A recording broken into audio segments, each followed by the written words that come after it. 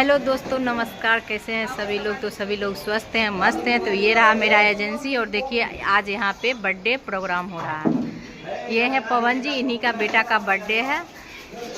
और देखिए अभी यहाँ पे तैयारी हो रही है बर्थडे का। और ये रहा बाबू का बैनर यहाँ पे लग गया है, देख सकते हैं। और ये लोग हैं यहाँ पे तैयारी कर रहे हैं। देखिए बैलून फुला रहे हैं छोटू जी। बर्थडे का पूरा भारी इन्हीं पे है, सारा तैयारी इन्हीं को करना है। तो देख सकते हैं अभी आप लोग, कुछ ही देर में बर्थडे मनाया जाएगा। यहाँ पे बैलून का बन रहा है। और ये रहा कृष्ण कन्हैया, इसी का है आज बर्थडे। ये आज 1 साल का हो गया है। और इधर बाबू का दादी लोग हैं, चाची लोग हैं।